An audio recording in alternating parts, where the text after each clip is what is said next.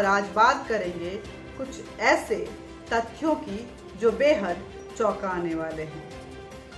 ऐसे ही कुछ किताब के पन्ने पलट रही थी मैं, जीवनियों को पढ़ने की कोशिश कर रही थी और उन जीवनियों में महात्मा गांधी की जीवनी भी सामने आ गई। कई किताबों को पलटा, समझने की कोशिश की कि आखिर कौन थे महात्मा गांधी, जो कहे जाते हैं राष्ट्रपिता, इस देश के राष्ट्रपिता, जिनको हम बापू बुलाते हैं। हालांकि आरटीआई के तहत जब ये सवाल पूछे गए कि राष्ट्रपिता और बापू का दर्जा कब किसने मोहनदास करमचंद गांधी यानी कि महात्मा गांधी को दिया, तो इसके जवाब में तब की कांग्रेस सरकार ने कहा था कि ना ही हमने उन्हें महात्मा की उपाधि दी है, ना ही बापू की और ना ही राष्ट्रपिता की। मतलब ये स्वघोषित उपाधियां हैं जो कि मोहनदास करमचंद गांधी यानी कि महात्मा गांधी को दी जाती है। अब उन तथ्यों पे आते हैं। ये हम सब ने देखा है, पढ़ा है कि महात्मा गांधी की एक ऑटोबायोग्राफी है जिसमें उन्होंने खुद लिखा कि अपनी वर्जिनिटी को हर बार टेस्ट करने के लिए बापू अपने विल पावर को, अपने लालसाओं को टेस्ट करने के लिए वो हमेशा कुछ न्यूड महिलाओं के साथ रात भर सोते थे और देखते थे कि आखिर इन चीजों को लेकर के उनकी जो इच्छा है, इच्छा शक्ति है, उनका जो विल पावर है कितना स्ट्रॉन्ग है। ये हम सब जानते थे, लेकिन मेरे कहने की अगर सुनेंगे, as a female, as a महिला, मेरी अगर मानेंगे तो ये उन सभी महिलाओं के साथ एक अभद्र अपमान था कि आप महिला को अपने साथ नंगा, उसको न्यूड सुलाकर, निर्वस्त्र सुलाकर आप अपनी इच्छा शक्ति की परीक्षा ले रहे हैं। इससे बड़ी मेरे ख्याल में मुझे ये इस्तेमाल नहीं करना चाहिए, लेकिन मेरी इच्छा यही हो रही है कि मैं इस्तेमाल जरूर करूं। इससे बड़ी हैवानियत नहीं कुछ हो सकती है। तो कुछ तथ्य जो सामने आए महात्मा गांधी के पुत्र हीरालाल गांधी के बारे में आए। हीरालाल गांधी 27 जून 1936 को उन्होंने इस्लाम कबूल कर लिया था। नागपुर में इस्लाम कबूल किया और 29 जून 1936 को वो मुंबई में इसकी सार्वजनिक घोषणा भी किए।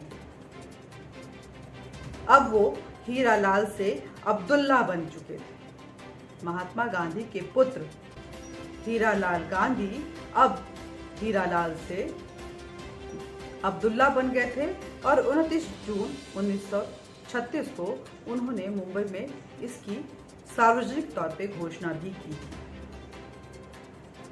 1 जुलाई 1936 को जकारिया जो उस वक्त का एक मुस्लिम लीडर था, मौलाना जकारिया ने अब्दुल्ला के घर की बैठक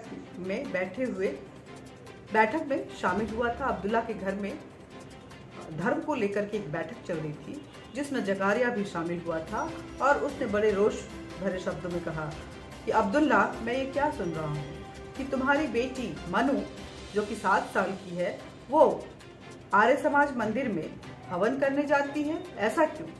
तुम इस्लाम कबूल चुके हो, इसलिए अब पूरे परिवार को भी इसके लिए तैयार करो कि वो इस्लाम के नियमों का पालन करे और वही करे जो इस्लाम सिखाता है, उसको भी मुस्लिम बनाओ।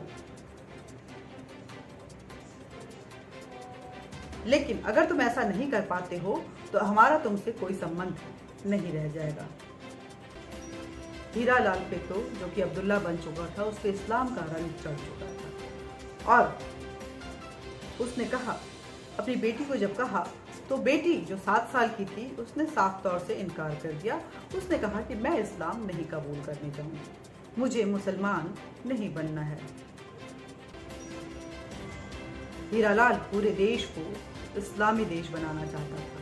अब वो पूरी तरह से उन विचारों के गिरफ्त में था जो हर एक तरीके से जिहादी सोच को हीरालाल के दिमाग में और दिल में भर रहे थे और इस देश को इस्लामिक देश बनाने के लिए उसको तैयार कर रहे थे, क्योंकि वो महात्मा गांधी का पुत्र था, इसलिए उनके लिए बहुत अच्छा टूल भी था जिसकी फैन फॉलोइंग बहुत ज़्यादा होती।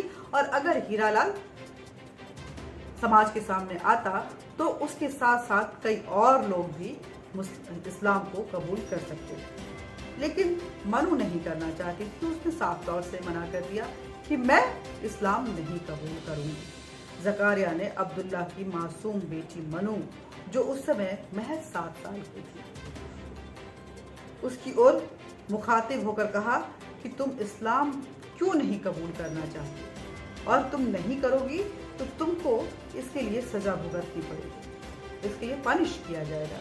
यदि तुम इस्लाम कबूल नहीं करोगी तो तुम्हें मुंबई की चौपाटी पर नंगा करके तुम्हारी बोटी बोटी चील कौवों को खिला दिया जाएगा, ये तुम्हारा हर्ष होगा। उसको डराने की कोशिश किया जकारिया ने और कहा कि तुमको इस्लाम कबूल करना पड़ेगा। लड़की फिर भी नहीं मानी। लड़की ने कहा, मनु ने कहा कि नहीं, मैं नहीं इस्लाम कबूल करूंगी। फिर वो अब्दुल्ला यानी कि हीरालाल को चेतावनी देने लगा कि ये अब्दुल्ला, काफी लड़कियां और औरतें अल्लाह और मुस्लिम को दी गई ऐसी नेमतें हैं जिनको वो अपनी सुखद एहसास के लिए इस्तेमाल कर सकते हैं। देखो, यदि तुम्हारी बेटी इस्लाम नहीं कबूल करेगी तो तुम इसको अपने शौक के लिए, अपने इच्छाओं की पूर्ति के लिए इस्तेमाल कर सकते हो। इसको इस्लाम तुमको इसकी पूरी इजाज़त देता है, क्योंकि जो मालिक पेड़ लगाता है उसे फल खाने का भी अधिकार होता है। ये दलील दी गई थी हीरालाल यानी कि अब्दुल्ला को, जो कि महात्मा गांधी के पुत्र थे। यदि तुमने ऐसा नहीं किया तो हम ही इस फल को चौराहे पे सामूहिक रूप से नंगा करें। ये धमकी थी जकारिया की तरफ से हीरालाल यानी कि हमारे देश के बापू राष्ट्रपिता महात्मा गांधी के बेटे, जो कि अभी हीरालाल से अब्दुल्ला बन चुका था, उसको। हमें हर हाल में हिंदुस्तान को मुस्लिम देश बनाना है और पहले हम लोहे को काटना चाहते हैं, कहकर वो चला गया उस बैठक से उठकर और बोला कि मुझे इसका अंजाम चाहिए, या तो ये इस्लाम कबूल है या तुम इसको अपने शौक के लिए इसका इस्तेमाल करो, इसका शोषण करो।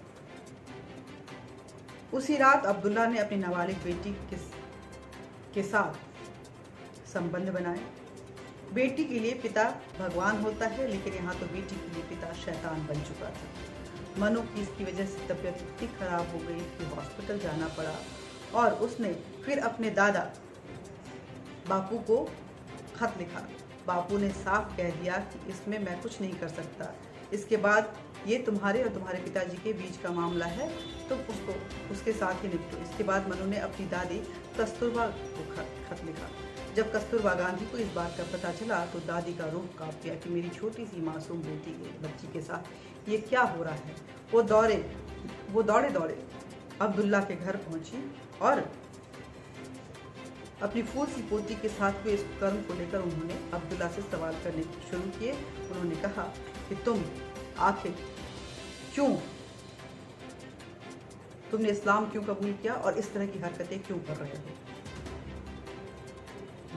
27 सितंबर 1936 को अपने बेटे अब्दुल्ला को पत्र लिखा और बेटी के साथ कर्म न करने की अपील की। साथ ही पूछा कि तुमने धर्म क्यों बदल दिया और गोमांस क्यों खाने लगे। बा ने बापू से कहा कि आप बेटा को समझाइए, हरी मुस्लिम बन गया है, उसको फिर से वापस रास्ते पे लाइए, तो उनको आर्य समाज की मदद से उसे दोबारा शुद्धि संस्कार करके हिंदू बना लीजिए। इसी में हम सबकी भलाई है। बाप जो कि कस्तूरबा गांधी की बात कर रही हूँ, वो बार बार बापू से ये अपील कर रही थी, उनको समझाने की कोशिश करी। बापू यानी कि महात्मा गांधी ने कहा कि यह असंभव है। कस्तूरबा गांधी ने पूछा आखिर क्यों। बापू ने कहा देखो, मैं शुद्धि आंदोलन का विरोधी हूँ। जब स्वामी श्रद्धानंद ने मलकाने मुस्लिम राजपूतों को शुद्धि करके हिंदू बनाने का अभियान चलाया था, तो उस अभियान को रोकने में हमने और विनोबा भावे ने अहम भूमिका निभाई थी। और मैंने ही विनोबा भावे को कहा था कि इसके लिए तुम भूख हड़ताल पे जाओ, और अनेक हिंदुओं को मुस्लिम बनाकर, जिसकी वजह से वो जो एक मुहिम था वो रुक गया था। अब मैं इसके विरोध में नहीं जा सकता, मैं इससे उलट काम नहीं कर सकता। मुझे इस्लाम अपनाने में मुझे नहीं लगता कि मेरा बेटा अगर इस्लाम अपनाया है तो इसमें कुछ बुराई है। ठीक है, हर किसी की अपनी जिंदगी होती है और धर्म वो अपने हिसाब से जीना चाहता है। और अच्छी बात भी है कि अगर वो इस्लाम अपनाता है तो वो शराब नहीं पिएगा, शराब का सेवन जो है वो छोड़ देगा। बा ने कहा कि लेकिन वो तो अपनी खुद सी बच्ची के साथ गलत व्यवहार कर रहा है, अजीब सा बर्ताव कर रहा है, जो सामाजिक नहीं है, जो न्यायगत नहीं है, जो नीतिगत नहीं है। तो बापू की दलील थी कि अरे नहीं, वो ब्रह्मचार्य का प्रयोग कर रहा होगा, मैं भी तो करता हूँ, और तो इस परीक्षा में मैं पास भी हो जाता हूँ। तब बा ने कहा कि मैं तुम्हारे और तुम्हारे बेटे के कुकर्म पे शर्मिंदा हूँ, तुम किस तरह की बातें कर रहे हो। और कहते हुए वो वहाँ से निकल गई। वो आर्य समाज मंदिर सीधे पहुँची। आर्य समाज बम्बई में वो नेता आर्य समाज बम्बई के नेता श्री विजय शंकर भट्ट के पास वो पहुंची और उनके द्वार पे वो साड़ी का पल्ला फैलाकर आवाज लगाने लगी कि क्या इस अभागन औरत को भिक्षा मिल सकती है इस दरबार पे, क्या उसे न्याय मिल सकता है। विजय शंकर भट्ट बाहर आए और देखकर चौंक गए कि बा उनके घर के द्वार पे भिक्षा मांग रही है। उन्होंने पूछा कि माँ, आपको क्या चाहिए। बा ने कहा कि मुझे मेरा बेटा चाहिए, वो विधर्मियों के चंगुल में फंस गया है, अब उसे वापस लाना है। वो अपनी बेटी को सता रहा है, उस बच्ची को, फूल सी बच्ची को बचाना है। माँ, आप तब विजय भट्ट जी ने कहा, ये पढ़ते हुए मेरे तो रूह कांप रहे हैं। तब विजय शंकर भट्ट जी ने कहा कि माँ, आप निश्चिंत रहें, आपको आपकी इच्छा जरूर पूरी होगी। बा ने कहा कि अच्छी बात है, लेकिन मैं तब तक घर नहीं जाऊंगी जब तक ये जो मैं मांग रही हूँ वो मांग पूरी नहीं होती, मेरा बेटा वापस नहीं आता और ये जो अधर्म की बातें हैं वो रुकती नहीं। कहते हुए बा ने वहीं पे डेरा डाल दिया। श्री विजय शंकर भट्ट ने अब्दुल्ला की उपस्थिति में अब्दुल्ला को बुलाया, फिर वेद उनको समझाना शुरू किया। इस्लाम की श्रेष्ठता विषयों पर 2 व्याख्यान दिए कि क्या है इस्लाम और क्या इसकी गंदी सोच है और किस तरह से ये भारत देश को बर्बाद करना चाहता है, जिसे सुनकर अब्दुल्ला को आत्मग्लानि यानी कि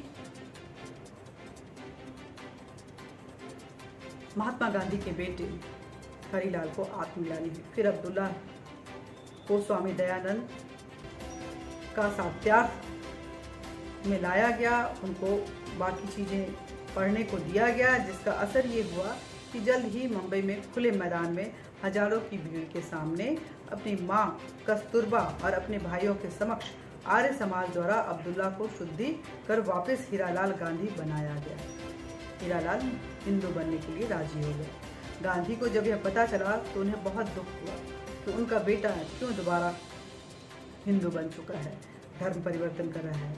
उन्होंने बा को बहुत फटकार लगाई कि तुम क्यों आर्य समाज मंदिर में गई और वहां पे जाके तुमने शरण ली।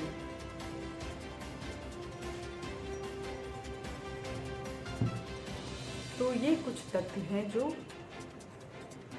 किताबों के पन्ने में छिपे रहते हैं, जो समाज के सामने नहीं लाया जाता है, और कुछ गंदी सोच को छिपाते हुए किसी को महज अपने स्वार्थ के लिए हीरो बना दिया जाता है। मैं ये नहीं कहती कि बाबू के सत्याग्रह से मैं इत्तेफाक नहीं रहती, मैं ये भी नहीं कहती कि अंग्रेजों भारत छोड़ो। ये आंदोलन भी झूठा था। नमक आंदोलन को भी मैं सच ही मानती हूँ। जब इन सारी चीज़ों को सच मानती हूँ तो ये किताबों के पन्नों में छिपे ये जो तथ्य हैं, ना जाने क्यों इसे भी सच मानने को दिल कहता है। और अगर ये सच है तो इस घिनौने सच पे मुझे शर्म भी आती है और अफसोस भी होता है कि आखिर आजाद भारत में किन किन चीजों को छुपाकर तुष्टीकरण के तहत इस देश की गरिमा को खराब करने के लिए एक अजीब सी राजनीति का चलन चलाया गया, जो कहीं ना कहीं भारत के लिए हमेशा ही घातक रहा। जय भारत, जय हिंद। वीडियो को ज़्यादा से ज़्यादा शेयर कीजिए, लाइक कीजिए, सब्सक्राइब कीजिए और इस मुद्दे पे आप क्या विचार रखते हैं कमेंट बॉक्स में अपने कमेंट जरूर लिखिए।